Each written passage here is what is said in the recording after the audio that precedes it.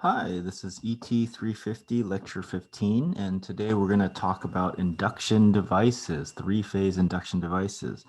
We'll look at the motor working principle and then the generator working principle, and we'll look at the stator, like how the coils are wound in the stator, and how if we apply three-phase current, we will get a spinning magnetic field.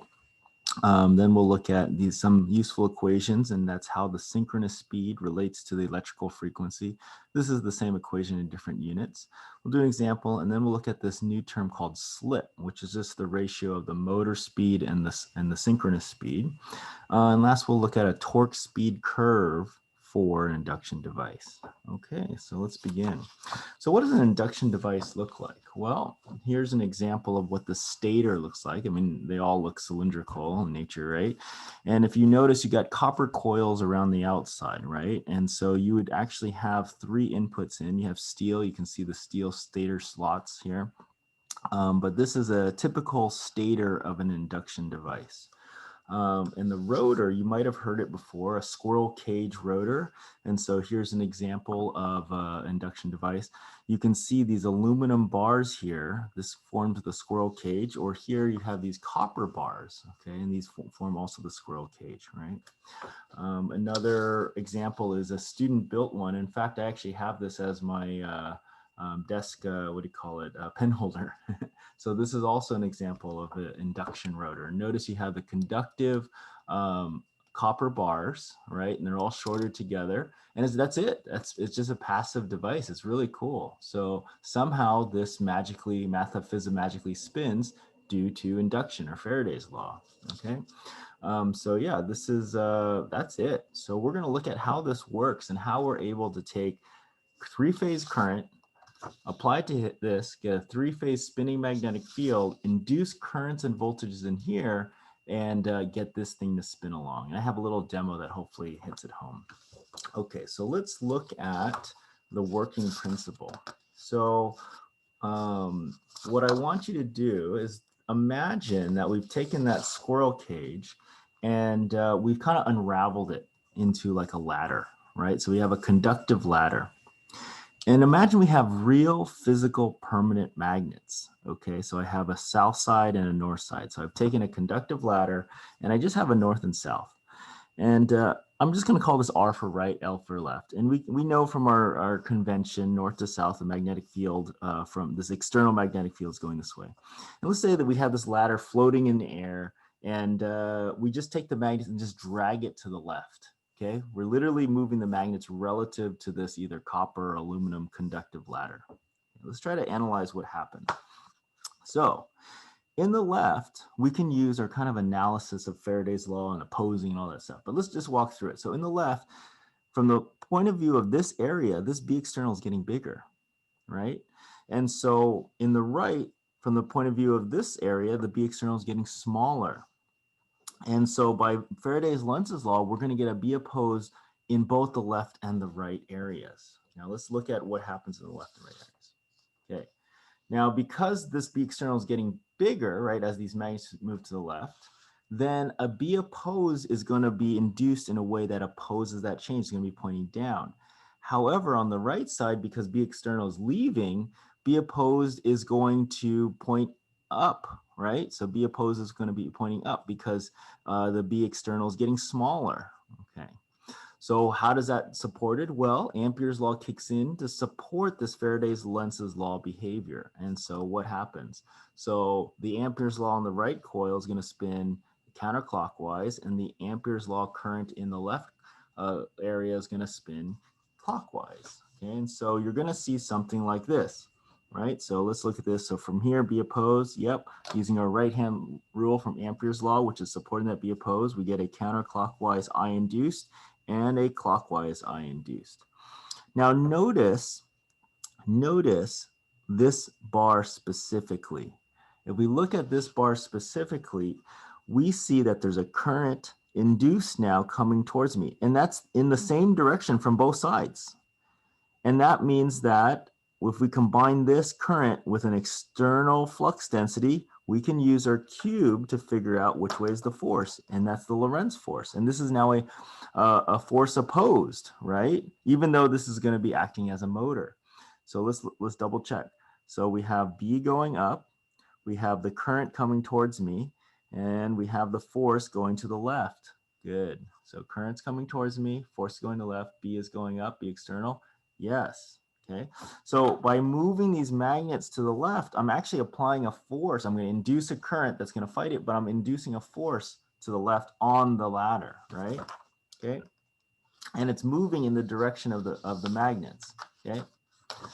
All right.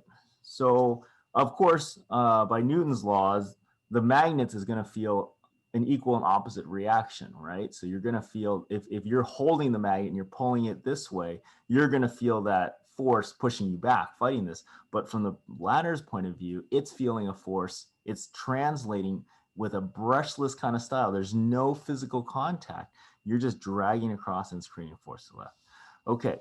So what we typically do is we roll that ladder into a circle, right? Into a cylinder here, and we create a squirrel cage. Now you might be asking, well, what's all this metal here, right? Well, this is iron-filled PLA, but in a typical motor, they have the laminated sheets of steel, right? And that's for the permeability to get the magnetic field to encompass and circulate around these coils, these conductive coils, okay?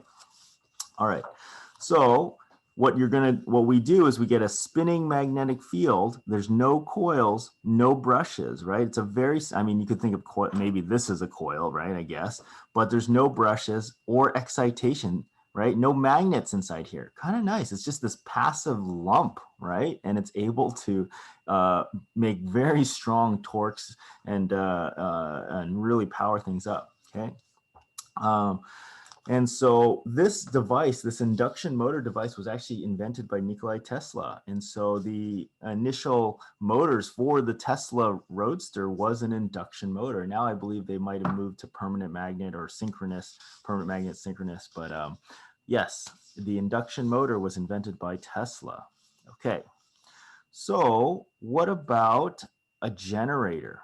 All right, a generator working principle. Well, let's imagine we have the similar setup, but this time the ladder moves faster than the magnets, okay? And so what we can do is we can just assume the magnets are stationary and someone's pulling the ladder this time, right? You still have this external force and we can still apply the same rule here, right? The same process, right? So this time, as I'm moving this to the left, you can see that this left area is going to see a smaller magnetic field and the right area is going to see a bigger one as I move this to the left, okay? And again, Faraday's law, Lenz's law opposes this change. So Faraday's law, Lenz's law is applied in both the motor and generator situation. So a similar setup, but now it reverses. So in this case, if this B external is getting larger, then the B opposed is pointing down. If this B external is getting smaller because we're moving this to the left, right? Now this B opposed points up. And again, we can look at, well, what is the Ampere's law that is induced to support the B opposed? In the right, it's going clockwise. In the left, it's going counterclockwise. And you can see that the current, right, is now going into the page on that middle bar, okay? Again, by the Lorentz force, because we only flip the current, the force changes. We could double check that. The current goes in, B goes up, force goes to the right. So you can see if I'm pulling on the ladder, a force is opposing. That makes sense, right? That's like if you're in a generator action, you should feel a torque that's fighting you, okay? What happens is that the stator still provides a rotating magnetic field of three-phase current. So this is created, and we'll talk about this later, how it's created, but they're not physical permanent magnets spinning around, right? This is all created from the stator coils all the way around, right? So what happens is that the generator, the prime mover that's making the rotor spin or the squirrel cage spin has to move faster than the spinning magnetic field. Now we analyze this in a situation where we assume this is zero and this is moving relative to it, but really these magnets, this magnetic field is spinning, right? And so in order to get this action occur, you need to spin this faster than it wants to go, okay? What happens also is that if you're able to do this, you will back induce voltage and current into the stator coils, and then that will get fed back into the grid. And so the power flow actually goes the other way. So even though these voltage amplitudes stay constant, let's imagine this is the grid, the current would actually reverse its direction. Really neat stuff. So that means that in a generator situation, you have no magnets in here. Well, ignore this magnet. And you have a prime mover, right? Well, let me just kind of step back. You have this guy being controlled by the grid. So it's just spinning happily along, right? And then somehow a prime mover comes in and spins this even faster than it wants to go. If you get it to spin faster than it wants to go, then the grid will see a reverse in current and actually get power back. Really neat stuff, okay? Okay, so let's look at a physical example of this, and I hope this helps. So I made this, I didn't make it. I had one of my good colleagues, Randy Thomas, make it. And so what it is a Coke can. It's just on a bearing. Okay, and so you can see this crank here doesn't spin the Coke can. Okay, it's not directly connected. Okay, and so this crank here spins this little bar, but does not directly drive this. Now I have a very dangerous neodymium magnet that I'm storing safely under my desk against a piece of metal. And so here it is. I hope I don't mess up the camera. Okay, good. I don't want to get too close to the camera. All right, so let's attach. So right now it spins freely. Okay, what's really cool is by putting this magnet on here, so I'm going to carefully, okay, good. Ooh, scary. Notice nothing's touching, right? You can see it's not touching here, not physically touching. But when I spin this spinning magnetic field is going to create a dpdt, right? And it's going to induce currents in here that's going to oppose that change and drag it along. So you can see this. Ooh, right? And you can see that right there, right? So I'm not even touching it, yet it's able to spin the can, right? And you can see it's stampy, which makes sense. Kind of cool, right? Not even touching it. I'd like to make a new version of this where you can totally see that, there's no connection here. That'd be kind of neat.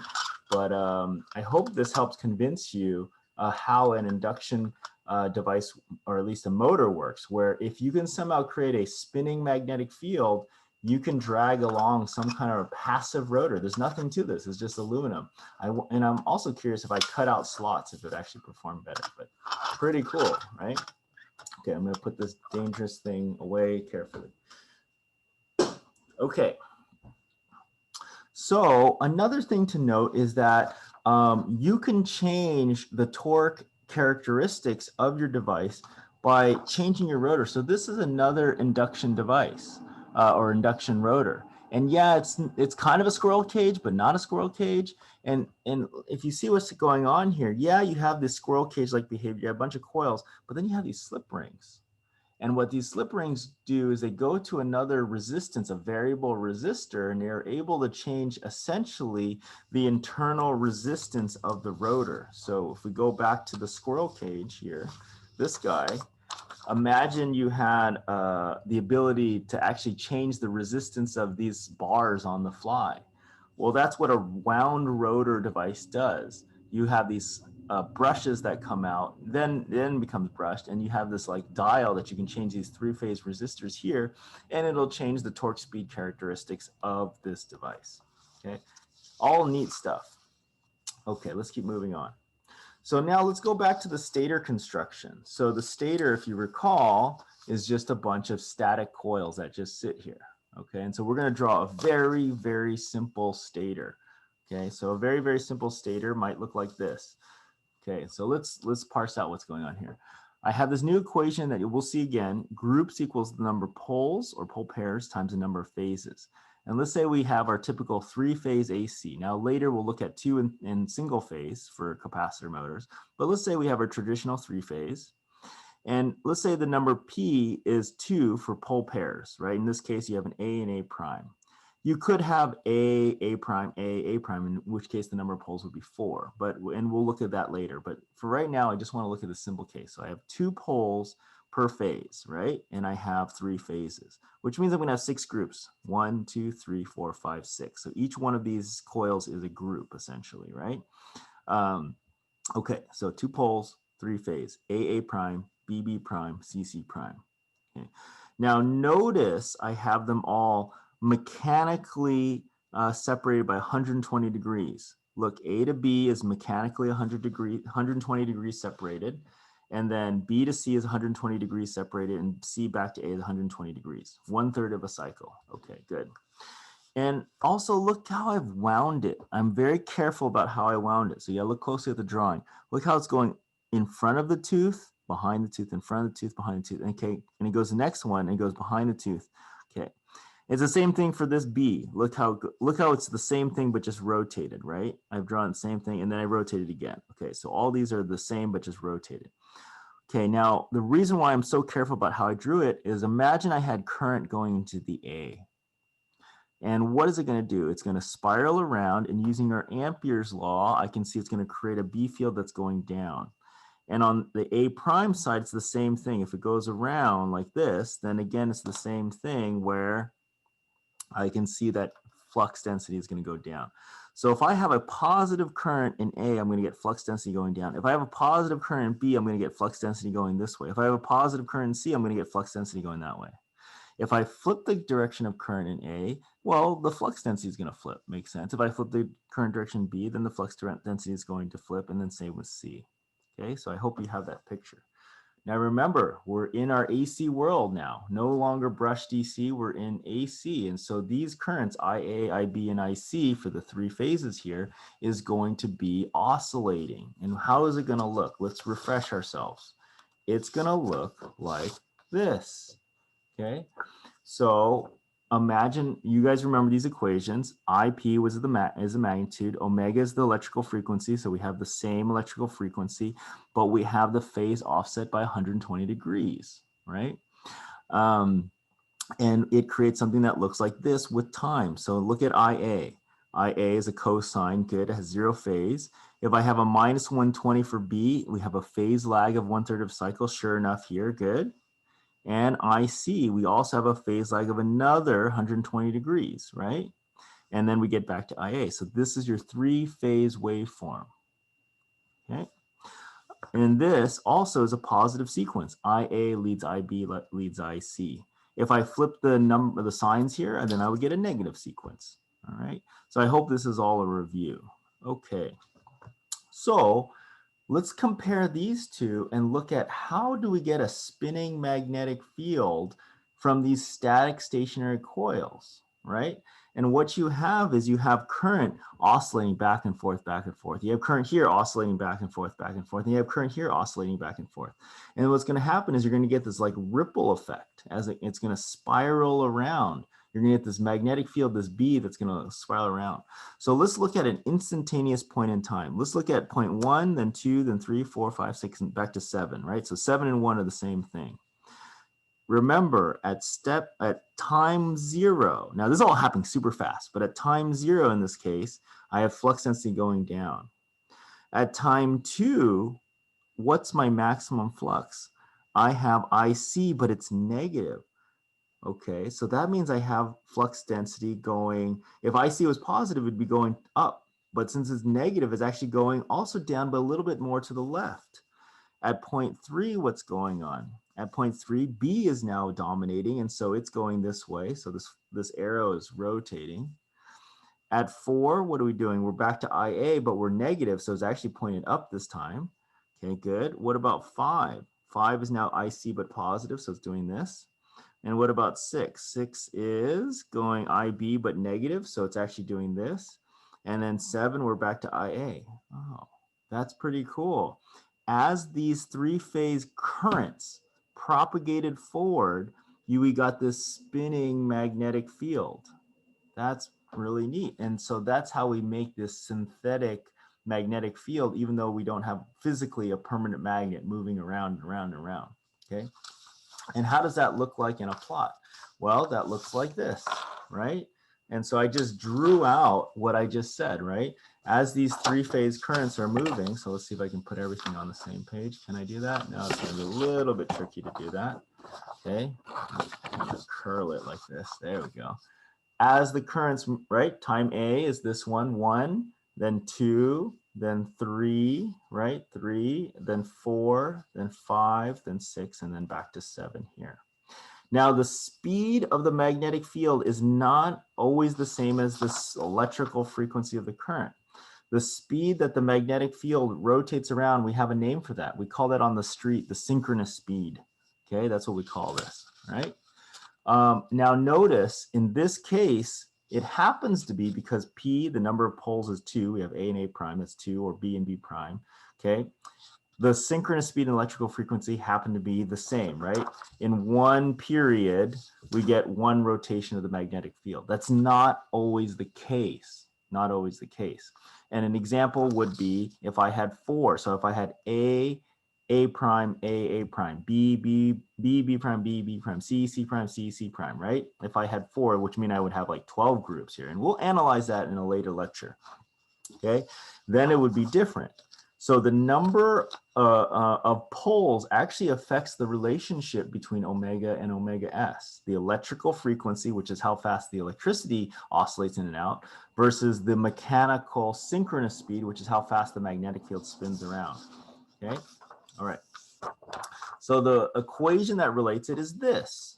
Now, if P equals 2, look how you have omega s equals omega divided by P over 2. If we have just 2 poles per phase, that's what this is, poles per phase, then 2 over 2 is just 1. So they're the same, and that's what you saw here. Now, if you get 4 poles, well, it's pretty easy. 4 over 2 is 2. And so now the synchronous speed, right, is going to be 1/2. What does that mean? That means for the same electrical frequency, I'm going to get a slower synchronous speed, right? More poles, so it takes more time for that synchronous speed, in fact, double to go over, right? And so the M field is slower than the electrical frequency with more poles, okay? And what we'll call this the synchronous speed equation, okay? This actually has a consequence, right? If you want a motor that actually has a slower mechanical synchronous speed relative to the phase, you're gonna have more poles, which means it's actually bigger. It's kind of like building a gear ratio into it already. And so you can kind of see that there is a little bit of a cost to having more poles. It's not more complicated, right?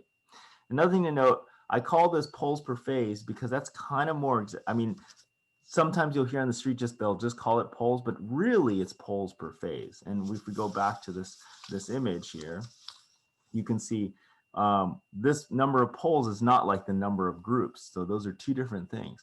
This really is poles per phase, right? Because A has 2 poles per phase, C has 2 poles per phase, B has 2 poles per phase, okay? So hopefully that's clear. All right, let's keep moving. Another equation that you might see out in the field is this one. It's the same equation, it's just different units, right? This has the synchronous speed in RPM, and this has the electrical frequency in terms of hertz. This is radians per second. So this might be in the field a more useful equation just because it's directly in the units that you know that a lot of standard dials represent, right? And then, you know, we don't usually quote the electrical frequency in radians per second. We actually quote in hertz, which is fine. And so you might use this 120 F over P, but it's the same information. There's no difference in information, right? And just to be clear, radians per second for this one and RPM for this one and hertz. And it's pretty easy to see that relationship, right? You could just start with this one. You go, well, how is omega related to frequency? Well, we know that it's 2 pi F, right? Or it's 1 tau F. You remember that tau manifesto rant I had? Or it's 6.28 F. Same thing, right? These are the same thing. Okay, so that means if I plug that in, I get omega S equals 6.28 F divided by P, but also multiplied 2. I just brought the 2 up. Now, we know that this is in radians per second, but let's say we want to get here, we want RPM, so then what? Well, to convert from radians per second to RPM, well, we just have a 60, right? Look at a little dimensional analysis here. Seconds per minute, 60 seconds per minute, and then there's 6.28 radians per revolution, good. So the radians cancel, the seconds cancel, we get revolutions per minute, good. So that means this times 60 over 6.28 is this. Well, so I can just take this times 60 over 6.28. Well, look, the 6.28s cancel, and I get 2 times 60. Oh, great, that's the 120. So 120 F over P is this eta. That's the Greek letter eta, or it's still the synchronous speed, but it's just in different units. Okay. All right. Let's keep moving. So we can do a quick example, and let's say we use our nice fundamental frequency of 60 hertz, right? That's what we're all used to, right? And so a question might be, well, what is the synchronous speed for all these different poles, right? Well, poles per phase, right? And let's quote it in radians per second RPM, right? And I think this is a good example because it gives you some real numbers, right? And you might see these numbers. We have our equations, right? Omega S equals omega divided by P over 2, or eta S is 120 F over P, okay? Special number at 60 hertz, omega is 377 radians per second. We've gone over that in ET 250, but just a number that, you know, maybe it's good to memorize. Okay, for two poles, the synchronous speed is the same as omega, right? So in this case, omega is not going to change because omega is directly proportional to F. So it's also 377. For 4 poles, it's half of that, right? 188.5. Now, the eta S is 3,600 RPM. So 3,600 RPM for the spinning, the rate of the spinning. So there's 3,600 revolutions in 1 minute if your electrical frequency is 60 hertz. That's the rate. Okay. Now, for 4 pole, you're going to see 1,800 RPM, or 188.5 radians per second. Now, this might be a common number. You might see some generator induction devices that have a synchronous speed of 1,800 RPM. That might be a familiar number. If you increase to 6, well, then you get 1,200, right? So 1,200 RPM and 125.7 radians per second. You go to 8, 94.3 RPM and 900 radians per second and 900 RPM. So here's a simple chart, right? 2, 4, 6, 8 poles, and these are the numbers. All you have to do is plug it in, okay? But I just want to highlight this because these are some numbers you might see for some common induction devices, right? Maybe the 1,800, maybe the 900, right? These might be some common pole pairs, right? And you would know why. You would know that, oh, they just have more or less poles, okay? All right. The last equation we're going to talk about is the slip equation. And you might have heard that an induction device is an asynchronous device. We will be talking about synchronous devices next. Asynchronous device means that the actual motor speed, right, the actual speed of the motor, and we'll call that omega m, is not the same as the synchronous speed. Whereas in a synchronous device, they are matched, they're locked in, right? So for an induction device, the rotor speed, we'll call omega m, usually rotates slower than the synchronous speed, right? Because it has to be dragged along, right? And we use the slip, S, to quantify this difference. So we're going to call this the slip equation. So this is like Ohm's law, KVL. Well, this is the slip equation. Slip is defined as omega S minus omega m over omega S. And notice this is unitless because I have radians per second divided by radians per second. You could also write in terms of eta S minus eta m over eta S. Same thing, doesn't matter, right? Either you're all in RPM or you're all in radians per second. Either way, it's unitless. Another way to write it, if you just, play some algebra games, look, you bring the omega S up. So S omega S equals omega S minus omega m. So that means omega m equals omega S minus S omega S. No problem there. So you get this equation. Omega m equals 1 minus S omega S. It's the same information here. All it's saying is that when the slip is 1 or 100%, you get no speed. If you're slipping, if you're completely slipping, doesn't matter what the omega S is doing, you're not spinning. Omega m is 0. If you have no slip, so S is 0, that's like a synchronous device, then you just have a 1-to-1 relationship. And whatever the magnetic field is doing, your motor is also doing that too, right?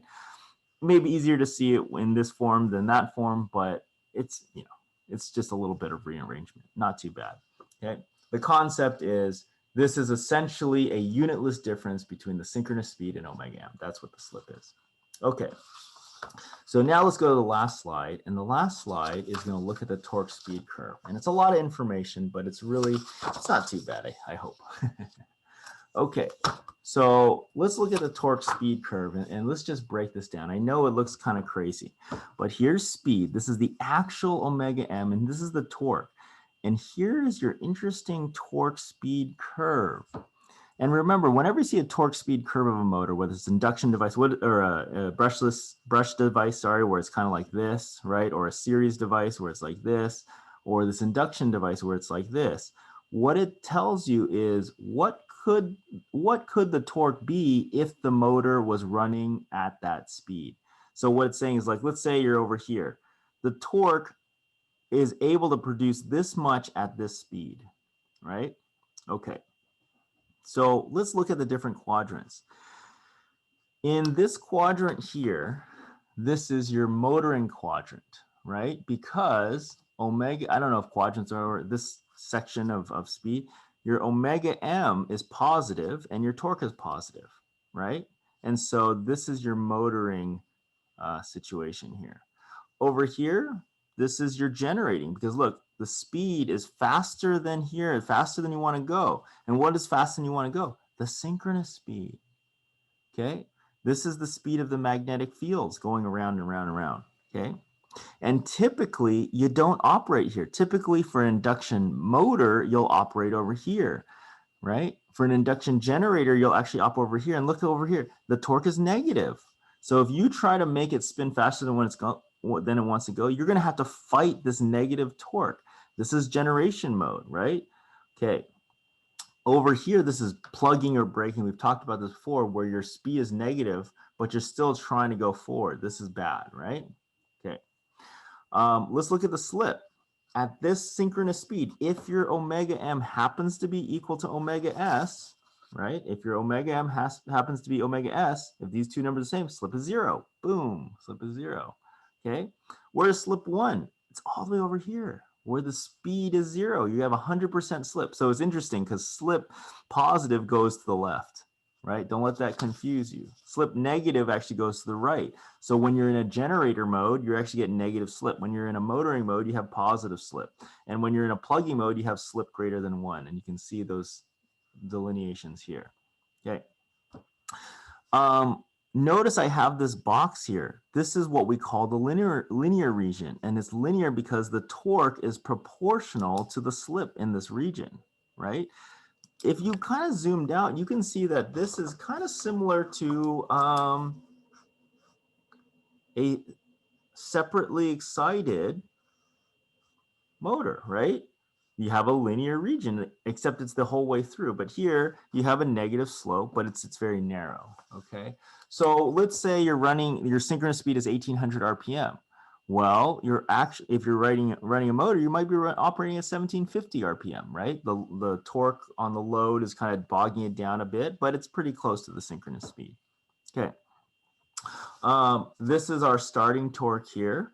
And notice that this part here is kind of unstable. So you wouldn't want to start up your motor fully loaded, right? Because you'd never get it past this hump, right? You never, what's happening here is that the ability, so for an induction device, if you just blast it with a constant frequency that has a synchronous speed here, your starting torque is actually lower than what we call this breakover torque. And this is actually not where you want to operate. This is unstable. Imagine you were operating here and all of a sudden you start getting bogged down. Well, you get stronger, you're getting stronger, but all of a sudden it's like you get, oh, I give up, and your ability to generate torque falls off. So this is unstable right here. Okay, and what happened, this will stall your motor. Don't do that, not good, right? Okay. In here, this is your stable region, because if you get forced slower, right, then your ability to push back increases. All right, so this is your stable region. Now, here's the other thing that's interesting, right? I can control the synchronous speed by controlling the electrical frequency. Remember, the electrical frequency controls omega s. Omega s equals omega divided by p over 2.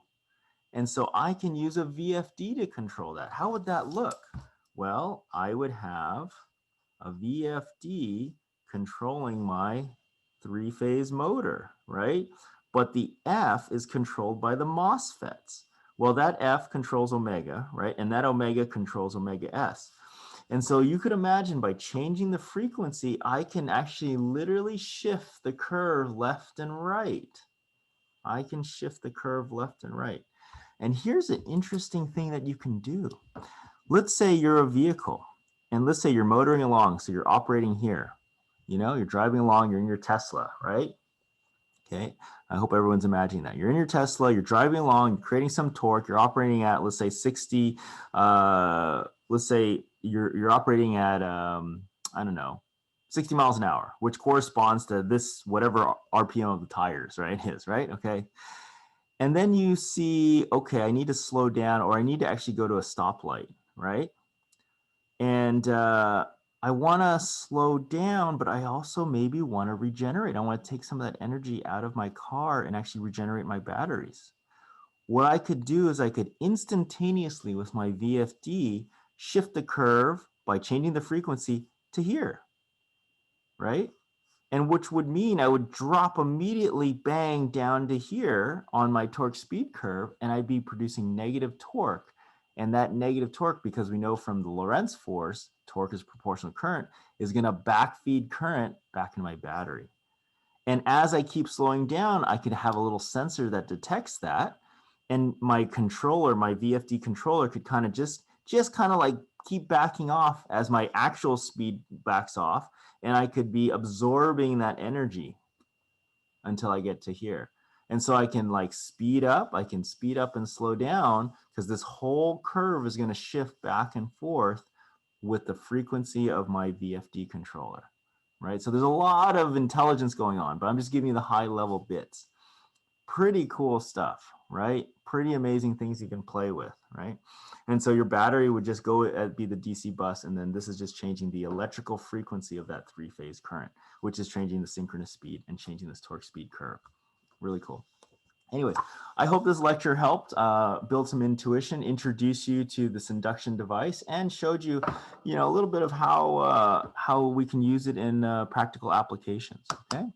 All right. Have a great day, and I'll see you in class.